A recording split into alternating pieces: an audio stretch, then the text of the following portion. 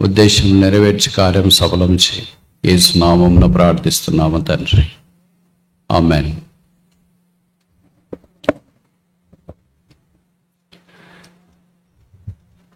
యేసుక్రీస్తు ప్రభు వారికి బైబిల్లో అనేక పేర్లు ఇవ్వబడుతూ వచ్చినాయి.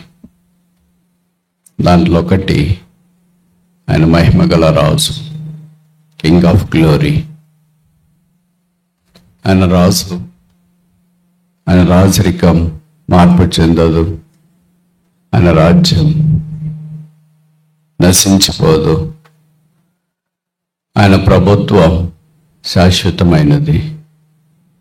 ఆ రాజని యేసును ఆరాధించుట కొరకై యేసు రక్తం ద్వారా రాజులైన యాజకులుగా చేయబడిన వారు ఆరాధించే అవకాశంలోనికి తీసుకురాబడ్డారు.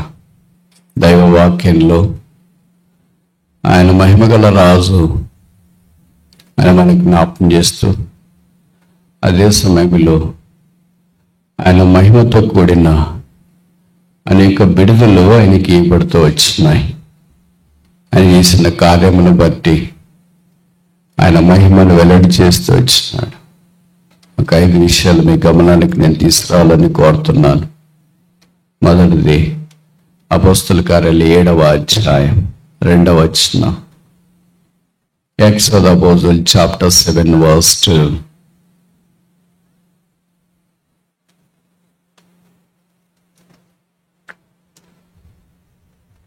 అపోస్తల కార్యాలు 7వ అధ్యాయం 2వ వచనం. అందుకు స్టెఫెను చెప్పినది ఏమనగా, సహోదరులారా, తండ్రులారా వినుడి. మన పితరుడైన అబ్రహాం హారానులో కాపురముండక మునుపు మెసొపొతామియాలో ఉన్నప్పుడు మహిమగల దేవుడు అతనికి ప్రత్యక్షమై. కనుక మొదట గాడ్ ఆఫ్ గ్లోరీ, మహిమగల దేవుడు. అబ్రహాము దేవునికి వెలుపల జీవిస్తున్నాడు. లోకం యొక్క పోకడలో, పాపంలో కొట్టుకొని పోబడుతున్నాడు. అయితే దేవుడు తన మహిమను ఆయనకు వెల్లడి చేసి ఆయన దేవుని వైపు ఆకర్షించబడేటట్లు తను తాను ప్రత్యక్షపరుచుకొని యేసు యందు విశ్వాసం నుంచి సాగిపోవటానికి ఆ దేవుడు అబ్రహాము కృప చూపించినాడు.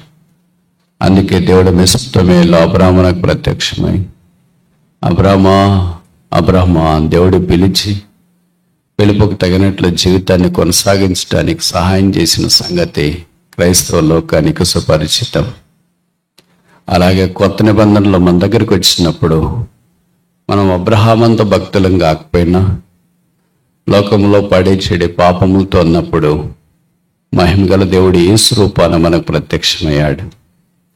అబ్రహాముకైతే దేవుడు ప్రత్యక్షమయ్యాడు, కానీ కొత్త నిబంధనలను మనకైతే యేసు ప్రత్యక్షం అవడం మాత్రమే కాదు, మన కొరకై దహన బలిగా శిలువలో అర్పించబడటానికి ఇష్టపడ్డాడు. పాపము చేయలేదు, పాపం ఎరగడు, పాపం తెలియదు, పాపముగా చేయబడ్డాడు.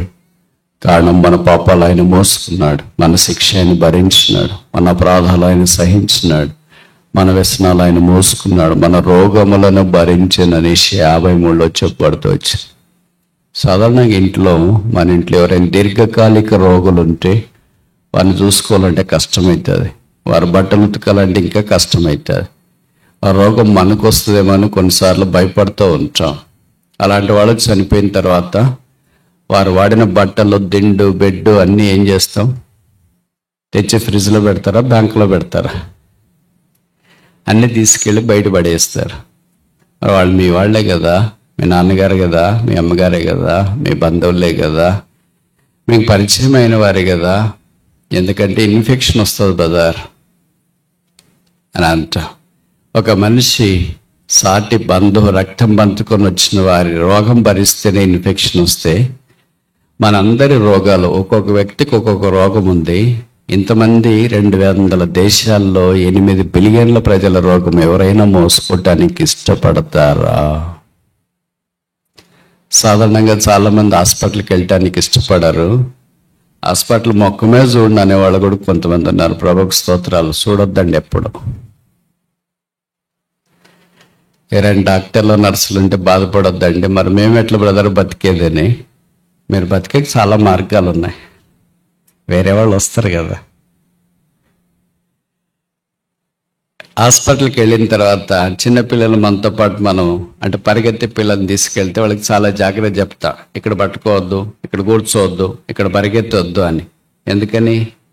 పట్టుకుంటే ఇన్ఫెక్షన్ వస్తుందేమో, పరిగెత్తి ఎక్కడైనా పడి ఇన్ఫెక్షన్ వస్తుందేమో. కనుక వాళ్ళు వెళ్ళినప్పుడు నుండి వచ్చేదాకా చాలా జాగ్రత్తగా ఇన్ఫెక్షన్ రాకుండా మనం చూసుకోవటానికి ప్రయత్నం చేస్తాం. మన దగ్గర ఉండే డిస్పోజబుల్స్ అని అంటే మన చెత్త అంతా పడేయటానికి ఉదయం చెత్త బండ్లు వస్తాయి, పచ్చి చెత్త, ఎండు చెత్త అని, డ్రై అండ్ వెట్. అయితే హాస్పిటల్ చెత్త మనకి ఇష్టం వచ్చినట్లు ఇష్టం వచ్చిన దగ్గర పడేయటానికి లేదు. అది దాన్ని డిస్పోజ్ చేసేది వేరే.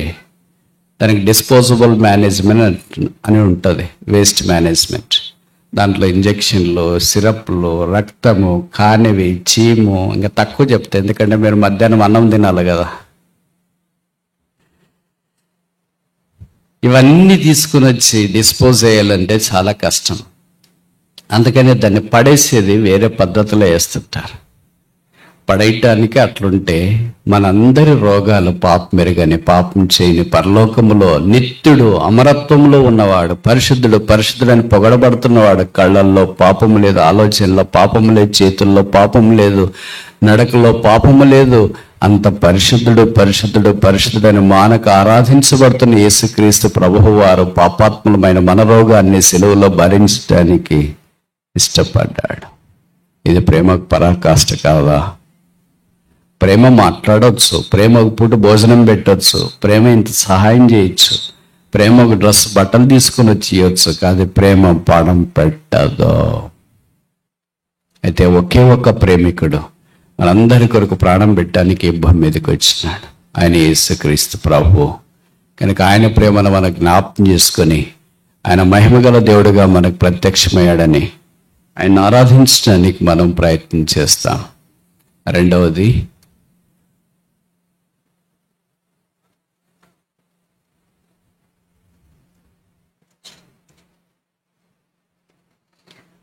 ఆయన మహిమగల రాజు ఆయన అనుభవంలోనికి రాకమునుపు ఆయన మహిమగల దేవుడిగా ప్రత్యక్షమయ్యాడు.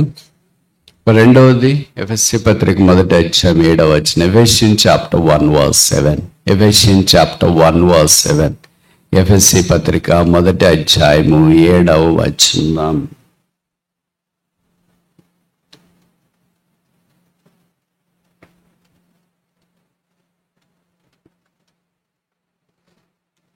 ఎఫెసీ పత్రిక 1:7. దేవుని కృపా మహదైశ్వర్యమును బట్టి ఆ ప్రియుని యందు ఆయన రక్తం వల్ల మనకు విమోచన, అనగా మన అపరాధములకు క్షమాపణ మనకు కలిగినది. ఇప్పుడు 17 చోట మధ్య భాగము దయచేసి మీరు గమనించాలని కోరుతున్నాను. 19వ వచనం మధ్య భాగం. మనకు తెలుగులో 17, 19 కలిసి పెద్ద వచనంగా ఉంది. మీరు తెలుసుకునవల్లని మన ప్రభు అయిన యేసుక్రీస్తు యొక్క దేవుడైన మహిమా స్వరూపియగు తండ్రి. మహిమ అనే దాని గురించి మనం ఆలోచిస్తున్నాం. ఇప్పుడు రెండవది is a father of glory. మహిమా స్వరూపైన తండ్రి. ఆయన తండ్రి అనే నామధేయానికి అనేక బిరుదులు ఉన్నాయి. దాంట్లో ఒకటి పరలోకపు తండ్రి, నిత్యుడగు తండ్రి, సమాధానకర్త అయిన తండ్రి. ఇక్కడ ఒక బిరుదు వాడబడుతూ వచ్చింది, మహిమా స్వరూపైన తండ్రి. భౌతికమైన మన బయలాజికల్ ఫాదర్స్, భౌతికమైన వారు కూడా క్షయమైన తల్లిదండ్రులే. వారు మనలాంటి పాపం యొక్క శరీరాన్ని ధరించి అదే రక్తంతో పొడికి పుచ్చుకున్నారు. అయితే పాపం ఎరుగని ప్రభువైన యేసుక్రీస్తు వారు మన కొరకై పాపంగా చేయబడటానికి ఈ భూమి మీదకి దేవుడు ఆయన పంపించినప్పుడు దైవ స్వరూపాన్ని పరిశుద్ధాత్మ దేవుడు ఇక్కడ జ్ఞాపకం చేస్తున్నాడు. ఆ తండ్రి మహిమగల తండ్రి. అందుకే యేసుప్రభువు వారు యోహాను సువార్త 17:4 ఇలాగ ప్రార్థన చేశాడు. తండ్రి, చేయుటకు నీవు నాకు ఇచ్చిన పని నేను సంపూర్తిగా భూమి మీద నెరవేర్చి మహిమ పరిచితిని. ఆ తండ్రి ఇచ్చిన పని పాపులైన మనందరి కొరకు యేసు శిలువలో దహన బలిగా అర్పించబడాల. ఆ పనిని యేసుక్రీస్తు ప్రభువారు సంపూర్తి చేయటానికి భూమి మీదకి మానవాకారాన్న రిక్తుడుగా, దరిద్రుడుగా, దీనుడుగా, దాసుడుగా, మనుష్యుడుగా, పాపమెరుగా, నరుడుగా జన్మించినాడు. ఆ యేసుక్రీస్తు ప్రభువు వారి యొక్క కార్యమును బట్టి ఇప్పుడు మహిమా స్వరూపి యొక్క తండ్రి అనుభవంలోనికి మనం వచ్చినాం. దేవుణ్ణి సాధారణంగా పాత నిబంధనలో తండ్రి అని మనకు పరిచయం కావడం చాలా అరుదు. అందుకని వాళ్ళు భయపడేవాళ్ళు అబ్రహాము దేవా, ఇస్సాకు దేవా, యాకోబు దేవా, దేవా, యెహోవా, భీకరుడా ఇలాగ సంబోధించినారు. అయితే కొత్త నిబంధనకు వచ్చేటప్పటికే ఆ పద సంపదను మార్చివేసి యేసు ప్రభు వారు ఆయనకు మనను తండ్రిగా పరిచయం చేశాడు. అందుకే పరలోక ప్రార్థనలో పరలోకమందున్న మా తండ్రి, అవర్ హెవెన్లీ ఫాదర్, యేసు ప్రభు శిలువలో పలికిన 7 మాటల్లో మొదటి మాట తండ్రితో ఆరంభించబడింది, ఆఖరి మాట తండ్రితో ముగించబడింది. తండ్రి, నీ చేతికి నా ఆత్మను అప్పగించుచున్నాను. కనుక తండ్రి చిత్తం చేయటానికి భూమి మీదకి వచ్చినాడు, తండ్రి కార్యాలు నెరవేర్చినాడు. ఆ మహిమ స్వరూపైన తండ్రి యొక్క మహిమను మన కొరకు కనపరుస్తూ వచ్చినాడు. ఇప్పుడు మనం కూడా తండ్రి యొక్క కుమారులము, కుమార్తెలము అయ్యాము.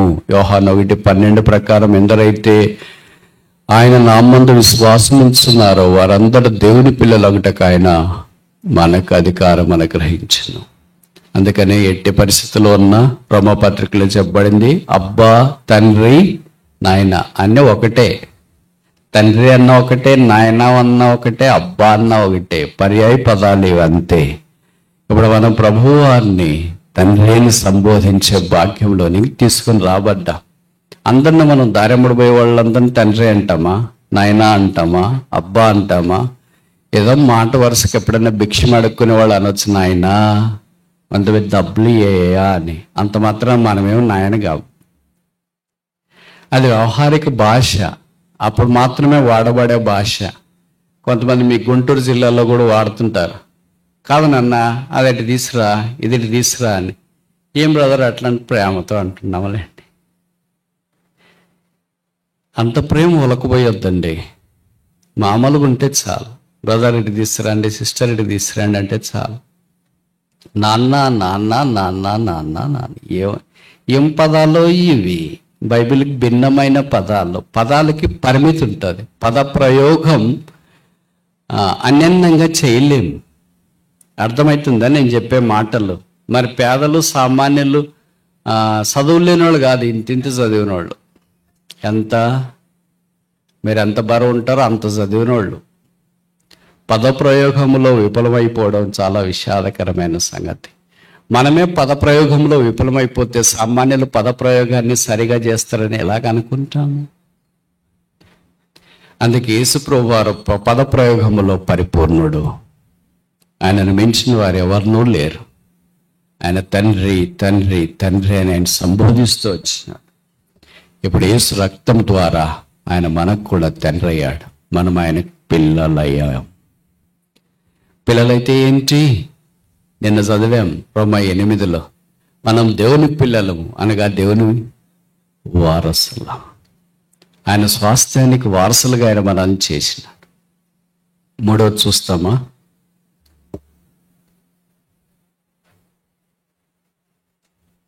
పేతురు రాసిన మొదటి పత్రిక 4వ అధ్యాయము 1 Peter chapter 4 verse 14.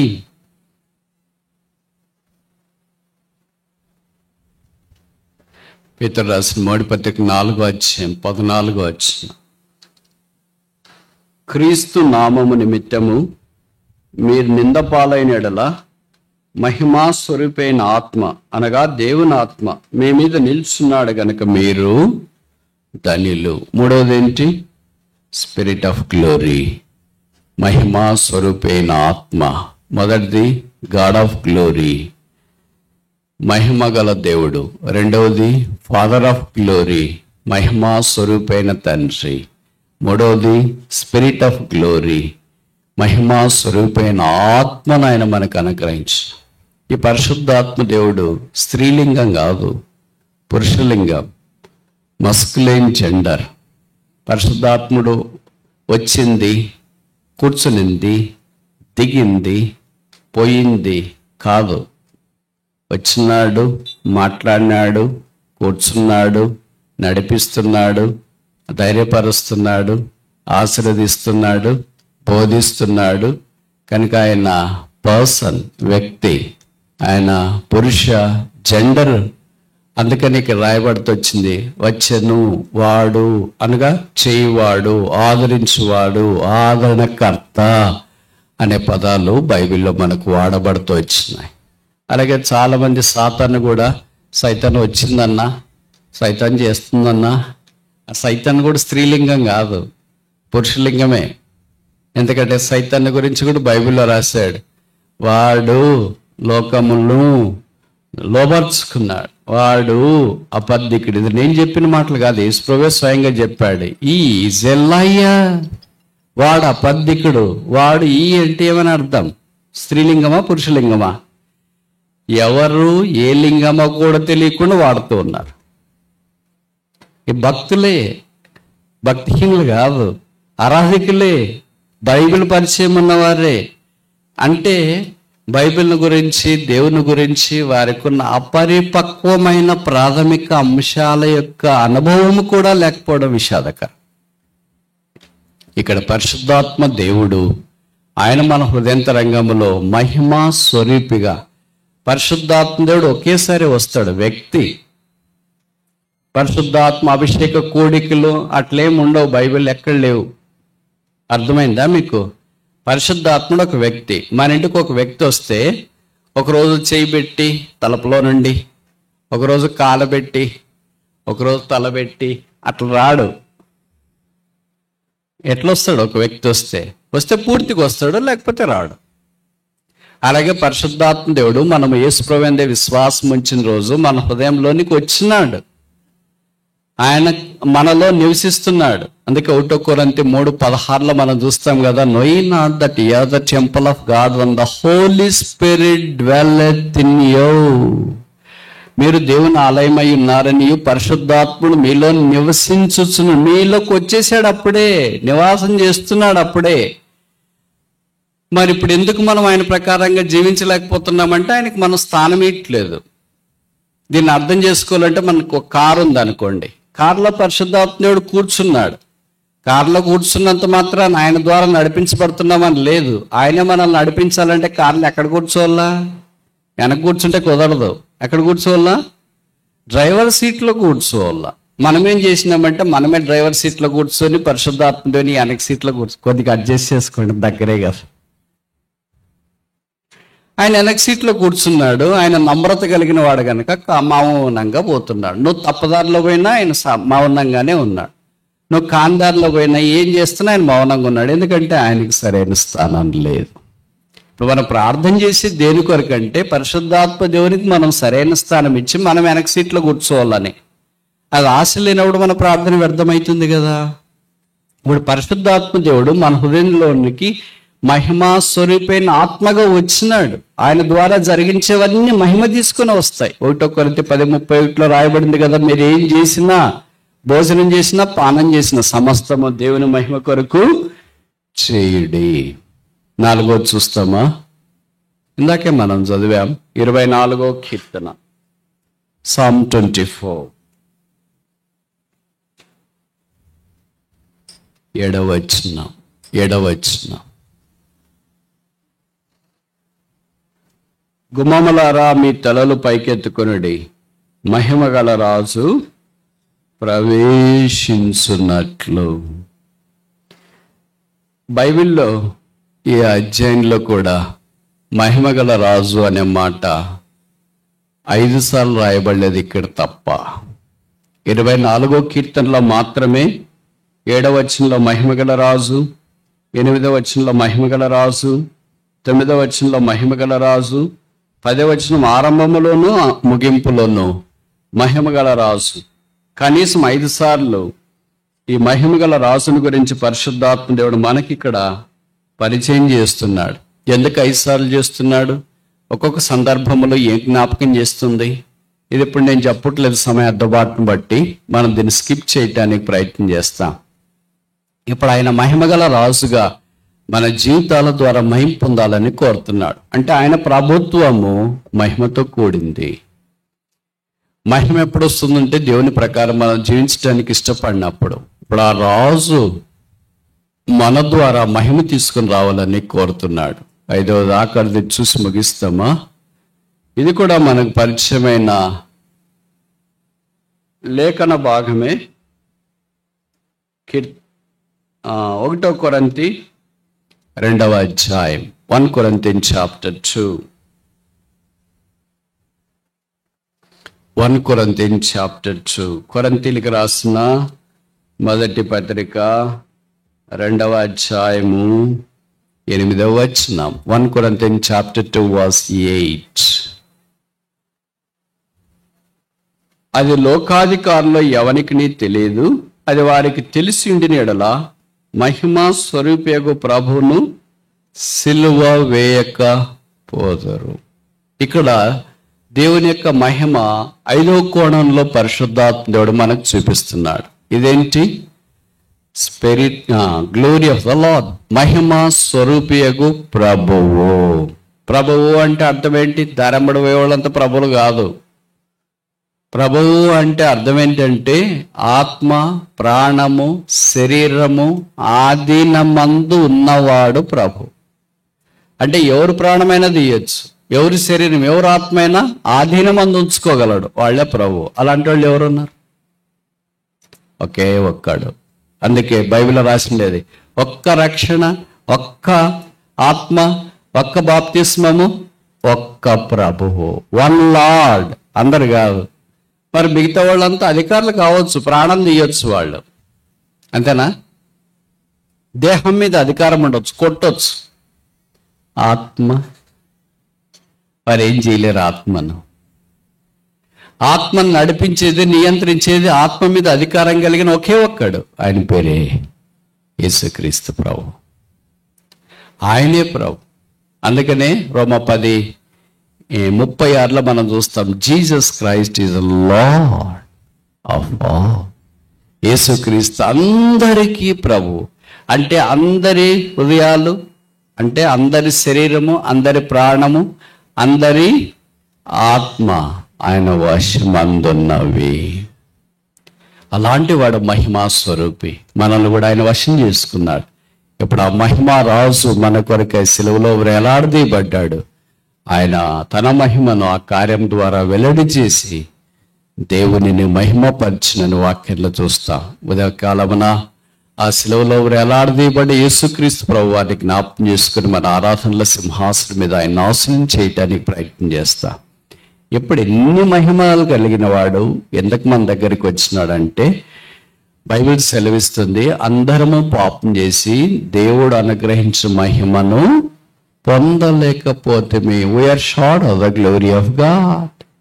మహిమకు తక్కువ వచ్చిందాం అంటే అర్థం ఏంటంటే, 10వ తరగతి పరీక్షల్లో 100 మార్కులకి 35 వస్తే పాస్. తక్కువ వచ్చినాయంటే అర్థం ఏంటి? 34 కట్ ఆఫ్ అంటారు. 34 వచ్చినా తక్కువే, 0 వచ్చినా కూడా తక్కువే. మనమేమనుకుంటాం, 1 మార్కులో పోయింది బ్రదర్, 1 మార్కులో పోయినా 35 మార్కుల్లో పోయినా ఫెయిలే.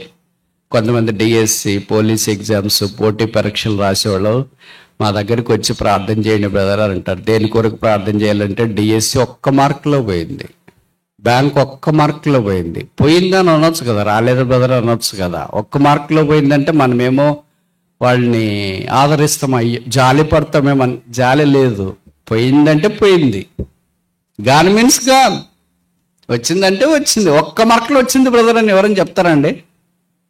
పోయింది మాత్రం చాలా చెప్తారు. 1 మార్కులో కట్ ఆఫ్ బ్రదర్, 1 మార్కు పెంచింటే బాగుండు బ్రదర్, 1 మార్కు చూస్తే బాగుండు బ్రదర్ అని అంటారు. కానీ 1 మార్కులో పాస్ అయినప్పుడు దేవుడి దయలో 1 మార్కులో పాస్ అయ్యి లేకపోయింటే కిందకే పడిపోయింట. ఎంతోమంది 35లతో పాస్ అయిన వాళ్ళు ఇక్కడ ఉన్నారు, ఆన్లైన్లో కూడా ఉన్నారు. అక్కడ కరెక్ట్ కట్ ఆఫ్కి వచ్చినారు. ఇప్పుడు మనము దేవుని మహిమకు అంత తక్కువైపోయినప్పుడు దేవుడు మానవుడిగా దిగి వచ్చి మన పాపములన్నీ మోసుకుని ఇప్పుడు మనకు మహిమ ధరింపజేసి మహిమా స్వార్థనిచ్చి మహిమగల సంఘములోనికి తెచ్చి మహిమగల దేవుణ్ణి మనకు ప్రత్యక్షపరిచి మహిమా రాజ్యములుండుట కొరకై తన కుమారుని మహిమను మనకు చూపించాలని కోరాడు. అందుకే కొలస్సీ 1:20 రాయబడింది, Christ the hope of glory, క్రీస్తే మహిమా నిరీక్షణ అయ్యున్నాడు. ఓ జనాలు, మనమందరం ఈ లోకాన్ని విడిచి యేసును అంగీకరించిన వారు పరలోకంలో ప్రవేశిస్తాం. అక్కడంతా మహిమే. కట్ ఆఫ్ పోయింది, 1 మార్కులో పోయింది అనేది అంత 1 మార్కులో పోయిన వాళ్ళే అక్కడ ఉండేది. అంత 1 మార్కులో పోయిన వాళ్ళే అక్కడ ఉంది. ఏం అంటే తక్కువ వచ్చినాను మహిమకు.